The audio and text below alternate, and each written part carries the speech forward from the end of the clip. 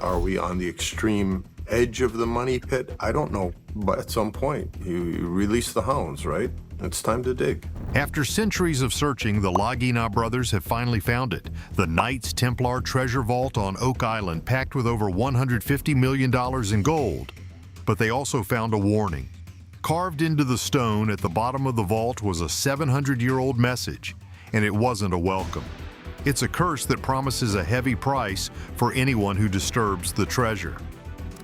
As soon as they pulled the first gold bar out, things started to go wrong. This isn't just a story about finding gold, it's about awakening something that was meant to stay buried forever. The X on the map.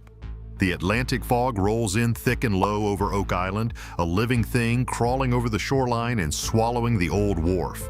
The air is damp and cold enough to seep into your bones. But inside the war room, the atmosphere is electric. Rick and Marty Lagina lean over a long wooden table cluttered with charts, laptops, and coffee mugs that went cold hours ago. All eyes are on a sonar monitor, its green glow painting their faces an eerie shade. The display pulses with a reading unlike anything they've seen in decades of digging. It's an anomaly so dense, so massive that when the signal first spiked, the equipment briefly shorted out. It's the kind of thing that makes you stop and stare. So I asked for the center point for your Kazon of choice, I guess you could say. Whatever Kazon you currently feel is most representative of your money pit. Fire one. Yeah. This lines up within 3 feet of my proposed money pit location. The location flashes on the map overlay, a quiet patch of Oak Island that hasn't seen a major excavation in over 150 years. There are no visible landmarks except for a single cedar post, weathered silver and leaning like it's been standing guard since before anyone can remember. Marty studies the numbers, his lips tightening. The density reading is just impossible for natural geology. It's funny when you think about it. After all these years of finding wood and rock, this signal screamed metal. It suggested either a single, continuous body of refined metal the size of a truck, or, get this, something even stranger. Rick, not taking his eyes off the monitor, reaches for a brittle, leather-bound journal on a shelf behind him. It's an 18th century volume, its pages browned and brittle. He turns to a dog-eared page marked with a frayed ribbon. In ink that has faded almost to invisibility, a 1795 entry tells of the buried son of Solomon, hidden where the sea's veins run beneath the earth. Rick's voice is low as he reads it aloud, and the words align eerily with the anomaly's position, right beside one of Oak Island's ancient man-made flood tunnel branches. These are the same tunnels designed to fill with seawater in seconds to stop intruders. The engineers warned that drilling here could destabilize the whole underground network. It could mean collapse, flooding, loss of equipment, or worse. Looking at these maps, you have a series of things that correlate perfectly with the island as we know it, and then you have things that we've never heard of. So, of course, we want to search for them. But there's no hesitation in the brothers' eyes. This is the reading you wait your whole life for. You don't walk away from this one.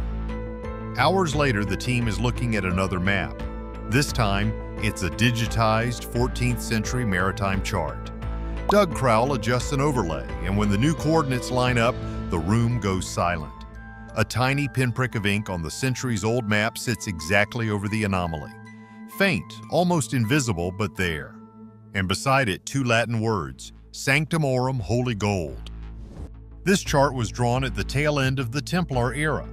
That's when Marty brings out another document, a translated fragment from a suppressed French court record.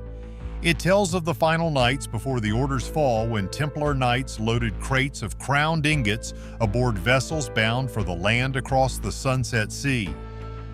Those ships vanished from history, but modern ocean current studies show that with favorable winds, such a craft could have reached Nova Scotia in under 3 weeks.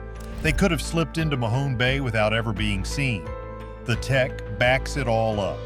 Ground-penetrating radar confirms a cavern directly beneath the anomaly. Its outer walls are made from alternating layers of granite and crushed quartz. This isn't natural. It's deliberate, sophisticated engineering. The alternating materials could deflect primitive mining tools and even mask the chamber from certain detection methods. The closer they look, the more it becomes clear. This isn't just a hiding place, it's a fortress built over 700 years ago. The team didn't just find a clue, they found a direct link to a lost fleet. Breaking the 700-year-old seal. By nightfall, the dig site is alive. Floodlights glare off damp steel as the crew positions a massive drilling rig over the marked coordinates. The growl of diesel engines echoes into the dark. The drill head is a monster forged to bite through both natural stone and ancient masonry, and it begins its descent with steady, brutal precision. The first 20 feet are nothing special, just dark peat and compacted soil. But then at a depth of 35 feet, the sound changes. The high whirring grind drops into a slow, grating churn. The bit has met something different. It's a layer of dense, blue-gray clay. Rick steps forward immediately. They've seen this before. This exact type of clay was recovered from the Money Pit years ago. It's a material so alien to Nova Scotia's geology that it had to have been transported here. Testing showed it came from far inland, carried and compacted to create a perfect watertight seal.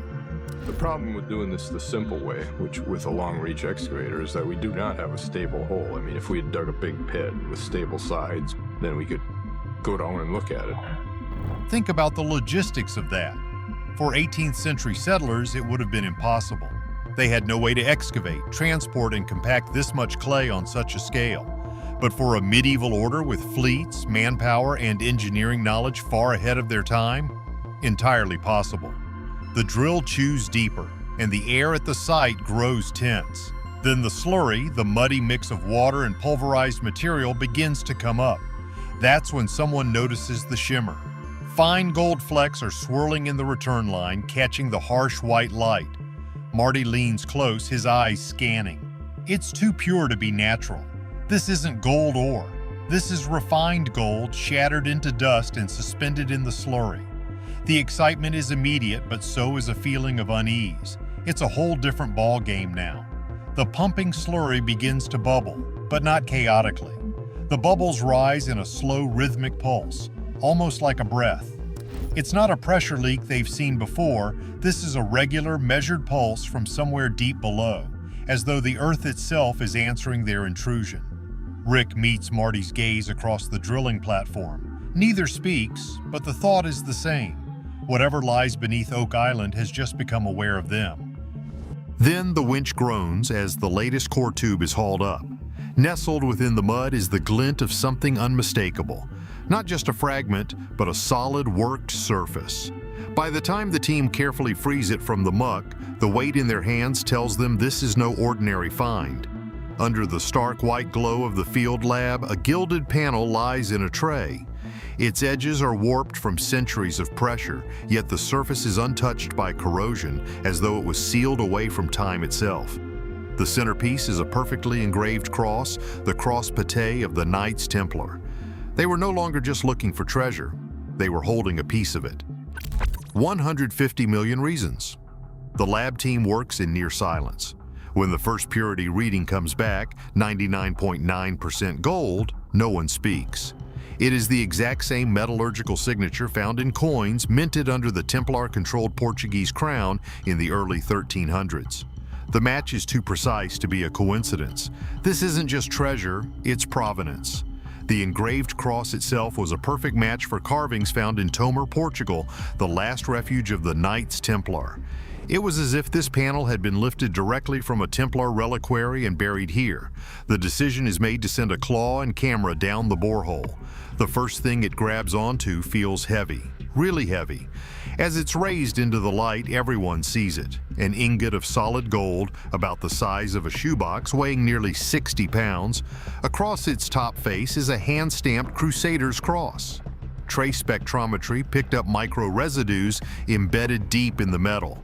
Frankincense, myrrh, and aged olive oil. In other words, this ingot may have once been a holy artifact, a chalice or a reliquary, melted down and recast. A war chest hammered out of holiness itself. Is this worth anything? It could be. That could be part of the treasure that we're looking for. It don't have to be gold and silver. It could be some fantastic religious treasure, and I'm hoping it is. And there were more. Dozens more. The probe's second descent confirmed it. As the camera drifted through the shadowed chamber below, rows of gold ingots appeared, stacked with obsessive precision. The light swept across iron-banded chests, their hinges rusted but intact. Between the stacks, nestled on carved stone plinths, sat reliquaries studded with rubies the size of thumbnails. Marty, doing the math in his head, spoke in a low voice. That's easily 150 million just in raw gold weight. If we add historical premiums... He didn't finish. The number would be obscene. But then the camera caught more than gold. In the far wall, a carved recess cradled a pair of stone tablets etched with dense Latin invocations. Then a chalice appeared, perched inside a cedar box. Its surface was crusted with jewels in a configuration that looked shockingly familiar from a 14th century illustration of a famous lost relic. Lying beside it was an ornate longsword, its pommel glinting with inlaid silver. Down the fuller ran 2 words in elegant script: Deus Vult, the Templar battle cry. God wills it. The gold might just be the decoy. The real treasure, what they really wanted to keep safe, were these relics. The wealth just kept the vault protected. In that moment, the value shifted. The gold was heavy, but the story, the undeniable proof of a hidden chapter in the world's past, was heavier still. They weren't just holding treasure, they were holding the heartbeat of history, sealing the secret. Even before the first crate was secured, the weight of the truth seemed to seep out into the night. Word had slipped, not to the public, but to the world's shadowed corners. The Canadian government issued polite but pointed inquiries. Offshore, a dark, unmarked vessel loitered just beyond the reef. On the island, security tripled, with private contractors patrolling the perimeter. This treasure wasn't just valuable, it was a lightning rod. Reports trickled in that a Vatican research envoy had been dispatched to Halifax. This wasn't just about history anymore, it was about history someone wanted back. The vault had one more secret. At its base, the cameras caught a massive stone seal. Carved on its surface was a skeletal hand wrapped around a cross. Chiseled beneath it were worn Latin words, Qui tollit, debitum sanguine solve. Rick read the translation and the air went cold. He who takes the debt demands a heavy price. It was a curse, engraved in stone. And then, as if on cue, the winch hauling a gold-laden chest groaned violently. A cable snapped like a rifle shot, whipping past 2 crew members and slicing deep into the timber floor. The men were safe, but just barely. At the end of the day, it was a close call that felt like a warning. That night, the debate stretched for hours. Do they take it all and risk the consequences, or do they listen to the 700-year-old warning? It's one thing to read about curses in a book, but it's another thing entirely to see it carved in stone right after a near-fatal accident. It makes you wonder, doesn't it? Is all this just a series of coincidences, or did they truly awaken something? Is it possible that some things are buried for a reason? It's easy for us to sit back and say we'd take all the gold, but when you're standing there feeling the weight of centuries, the choice isn't so simple. Finally, Rick made the call. We leave part of it. The plan took shape in hushed tones. They would extract only the most significant relics and a selection of gold bars, enough to prove the find without revealing its full scope. The vault's entrance was then reinforced with steel and concrete, the borehole sealed. By the time the last crate was loaded, a thick fog rolled in, as if the island itself was drawing a curtain over what had happened, guarding its secrets once more. The gold is out, but the biggest secrets remain sealed.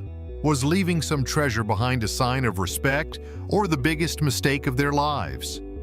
Let us know below, and don't forget to like and subscribe.